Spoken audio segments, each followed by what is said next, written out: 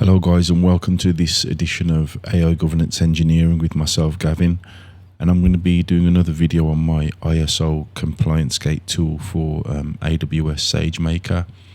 As I mentioned in a previous video, I'm going to keep adding to this tool where I see fit and just to experiment and play around. For those of you that haven't seen the other video, I'd suggest you go and watch it first, that you've got some idea of where we've started and where we're going with it.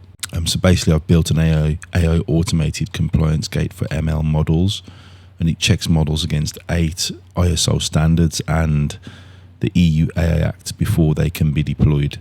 So I'm going to show you how it works. So you can see here I've got a credit risk model, and there's a bunch of metadata here.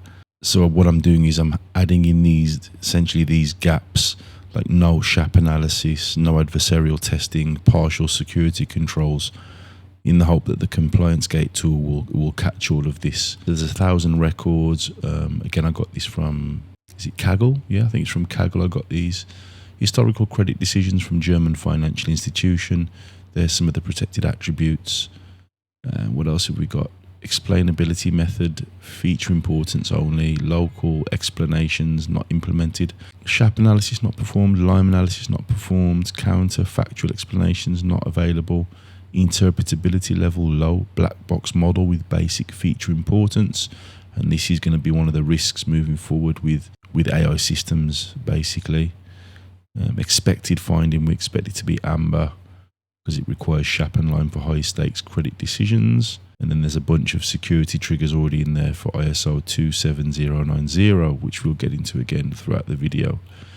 Data quality triggers, etc., etc. So within our terminal, this is probably the easiest way for me to register a system in AWS SageMaker. It can be quite tricky otherwise, and just for speed and clarity, you can do it this way. So I'm going to trigger this now, and then straight away head over to CloudWatch, where we should see Lambda gets triggered, it starts running, and then it starts assessing this model against all of the standards within this compliance gate tool. Let's run that now.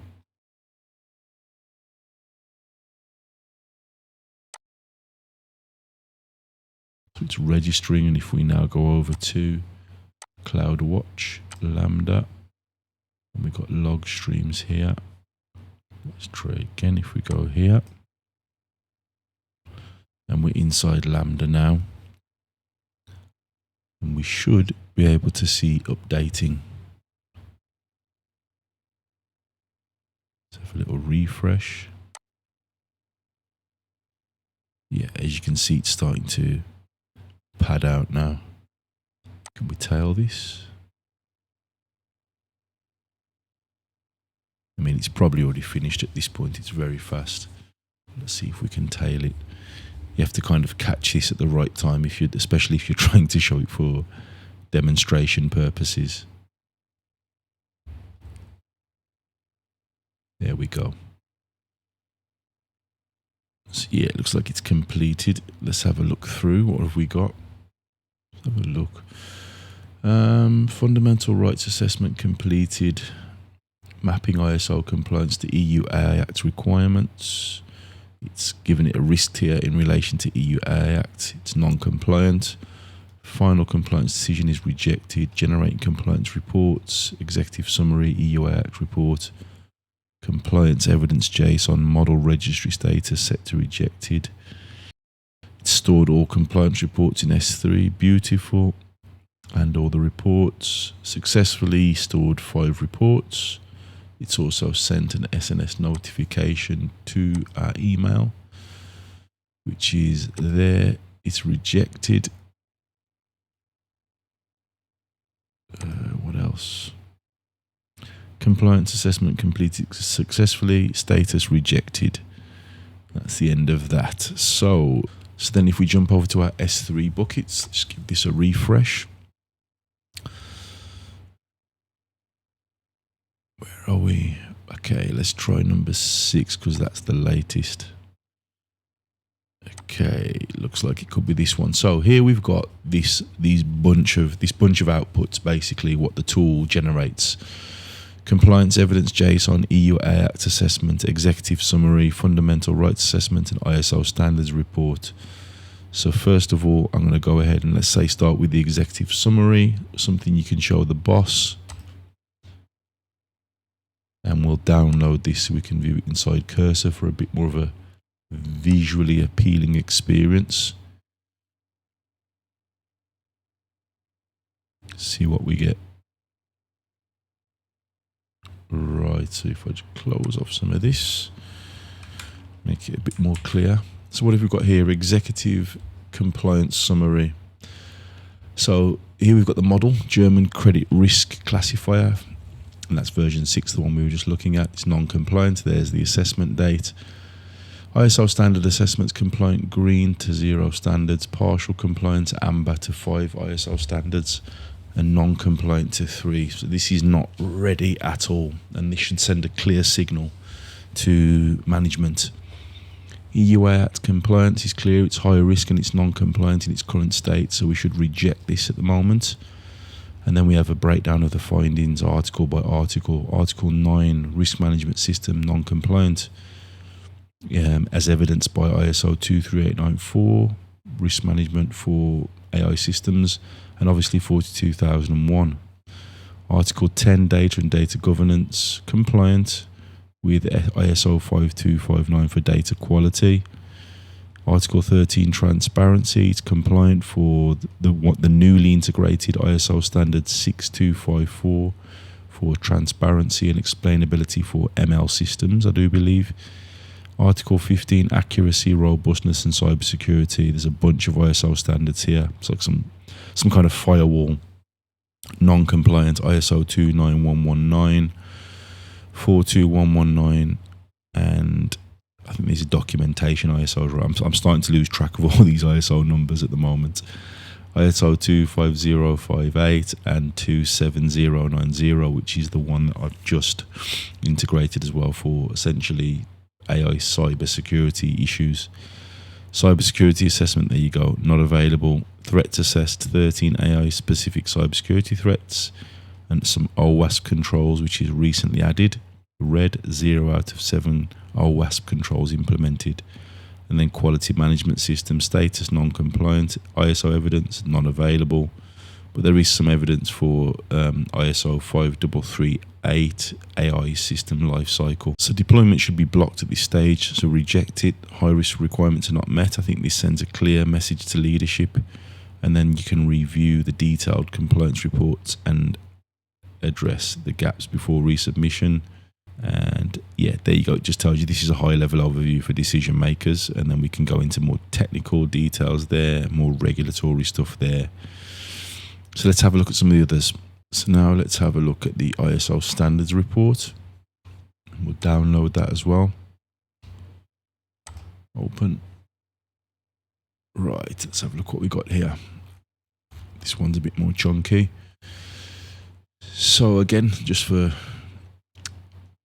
clarity, it's the German credit risk classifier executive summary. The German risk classifier is an AI system designed for credit risk scoring in loan decisions. It operates using an XGBoost binary classifier model deployed on SageMaker. This audit assesses the system's compliance with multiple ISO standards, focusing on test documentation, AI testing strategy, data quality, AI lifecycle processes, risk management, quality evaluation, and explainability.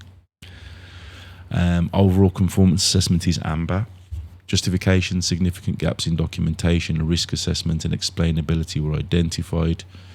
Basic data quality checks and lack of comprehensive testing strategies pose risks.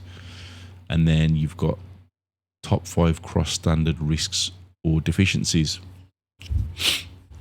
So data quality insufficiencies, basic checks only, impacting 5259 compliance and 421192 testing efficiency. Lack of comprehensive documentation, this will be the big one for a lot of people. No validation specification impacting ISO 291193 requirements. Explainability gaps, only feature importance is assessed, affecting ISO 06254 and 25058 compliance. Risk management deficiencies, there's no documented risks and considerations. impacting the 23894 adherence for AI risk management. Adversarial testing not performed, which poses a threat under ISO 421192 and ISO 23894. We have a recommended timeline here. Again, kind of don't focus on that, but it might be important to you, of course, but it can be tweaked. Integrated compliance snapshot. So they've got the standard, the focus area, the overall status, key strengths, gaps, and evidence required. We can see again 29119 is where we're suffering. There's no strengths, there's gaps, and then there's evidence required. What else? 42119 AI testing strategy. Meh. No adversarial testing, risk-based test strategies required.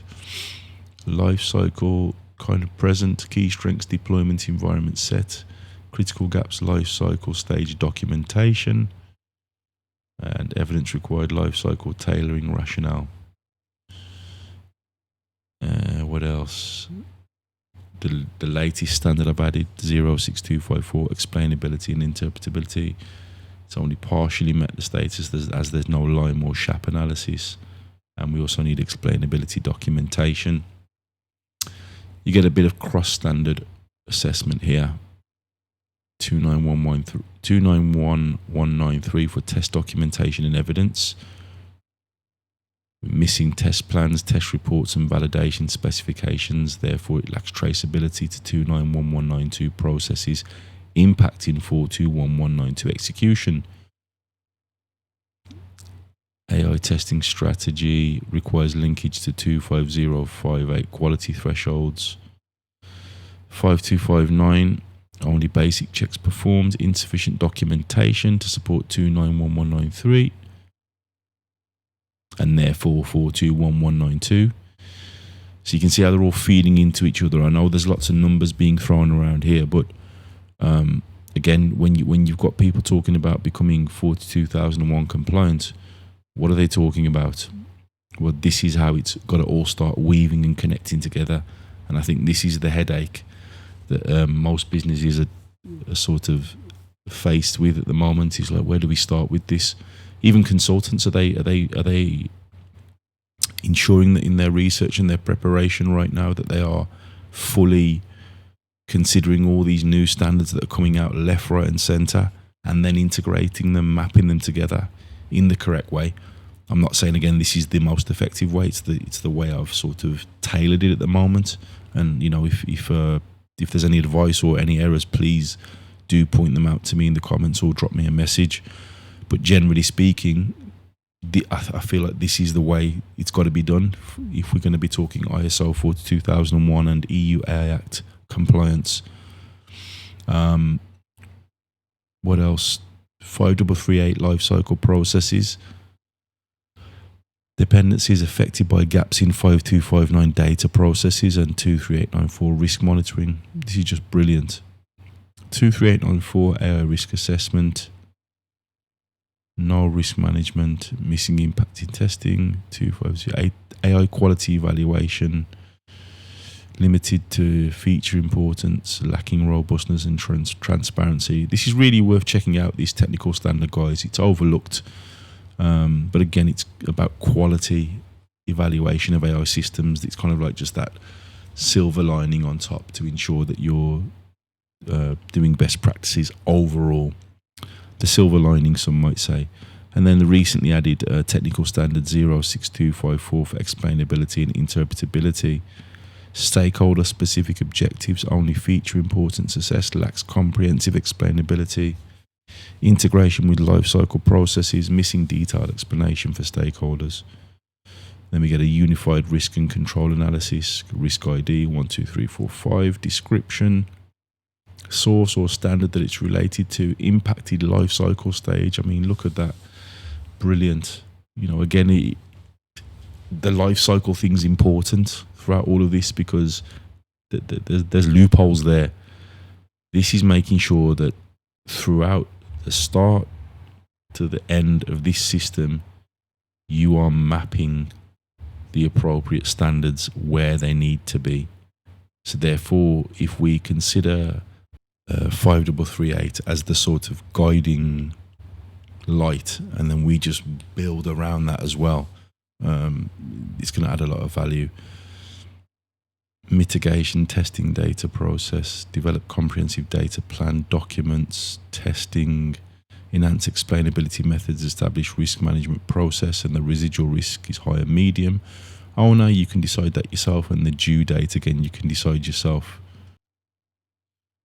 So then section 5, evidence and documentation map, markdown artifact, test policy, risk register, data quality plan, lifecycle tailoring rationale, and then you've got the standard and the specific clause, tells you its current status, they're all missing. Again, you can decide the owner, the location, and the gap and the next action, such as develop and approve, test policy, create and maintain risk register, define quality metrics and thresholds.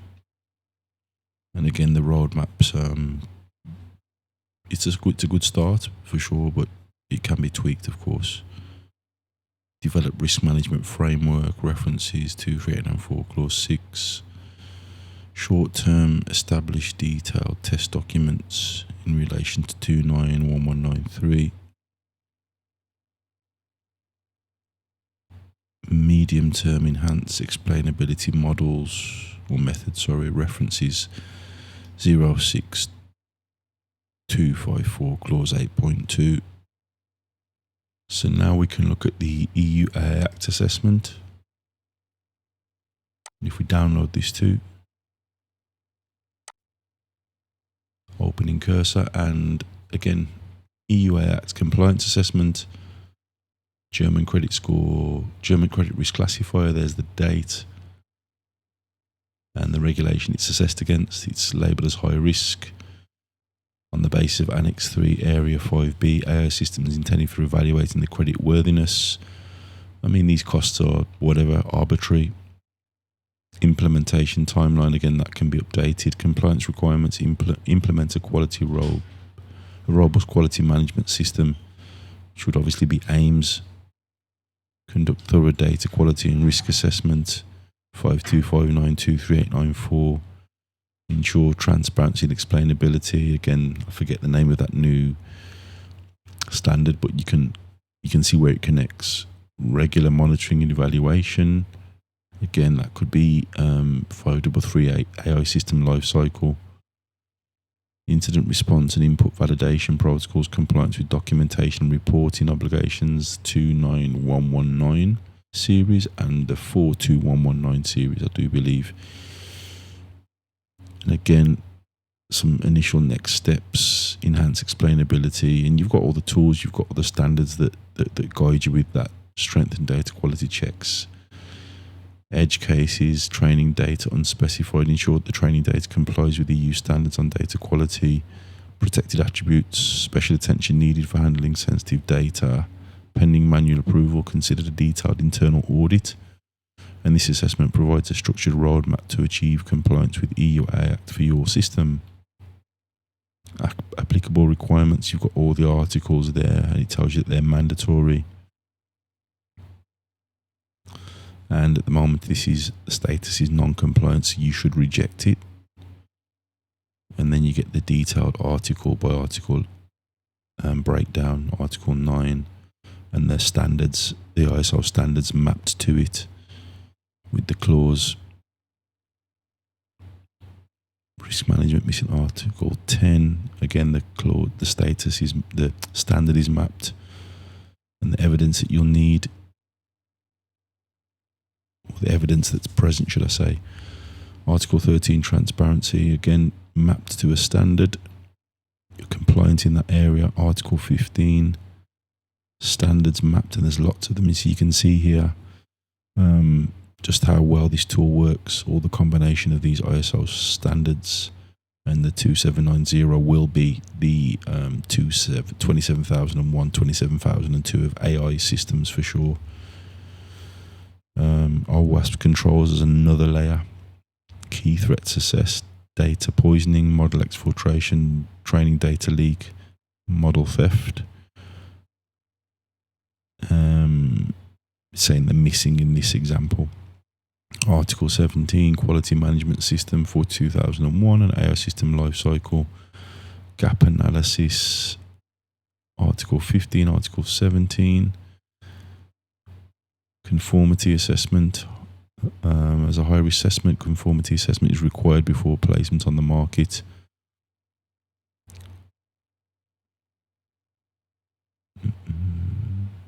And then some next steps. And then if we go back,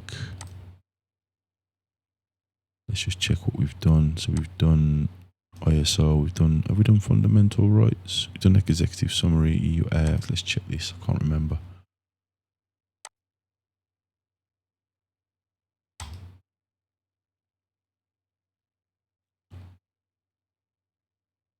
Let's have a look. Oh no, we haven't done this, but again, look at the detail.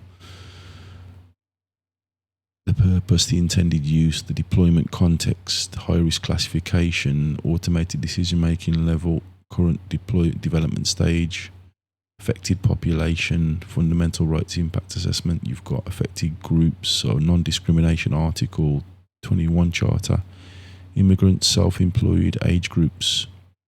Model may perform differently across groups, potential bias in training, protection of personal data, detailed impact analysis, fairness and non-discrimination risks, privacy and data protection risks, vulnerable populations. These are just all good this is all just good fundamental rights considerations, let's say, for this specific system. And then just some mitigation measures you can employ. What else? Stakeholder consultation plan, internal stakeholders, external stakeholders, documentation, again, super important, monitoring and review. So again, this is something that just gets overlooked a lot of the time, but here is some structure as to how you can approach fundamental rights assessments for your machine learning tool right at the front door, not as an afterthought. And then you've got compliance attestation, EU Act, Article 27, where FRIA must be completed before deployment, so this can guide you in that, consultation with stakeholders. And then 2001, Control A7, impact assessment process established, results documented and retained, so you can see how they feed into each other. And then there's some NIST AI risk management mappings as well. And then finally, we have the evidence JSON for auditing purposes and your auditing trail. Let's have a look at that. And there you go. Bam. Fully machine readable.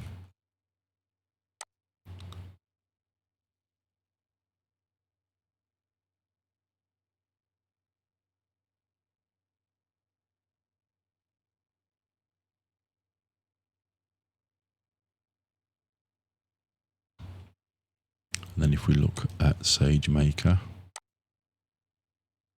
just have a refresh of the page here. Where are we?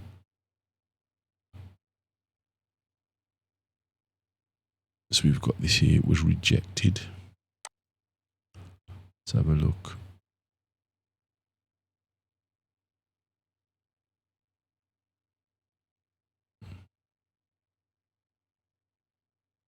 We can look at some of the details. ISO compliance gate demo, EU AI Act risk is high. Got all the metadata there. Lineage not activity. And then there's some comments. Status updated to rejected. So it was originally pending manual approval. Stage updated to unknown, but then it was rejected eventually once we ran that compliance gate. EU Act non-compliant, reject high risk requirements not met. So yeah, that's the ISO compliance gate for you. It automatically triggered when models were registered. It assesses against 8 ISO standards, plus the EU AI Act. It generates detailed reports showing exactly what needs fixing, and it updates the model status automatically. All serverless, all automated. So yeah, thanks for watching, guys. Just leave some comments if there's anything you want to ask or any feedback. Much appreciated. And I shall see you again in the next one. Goodbye.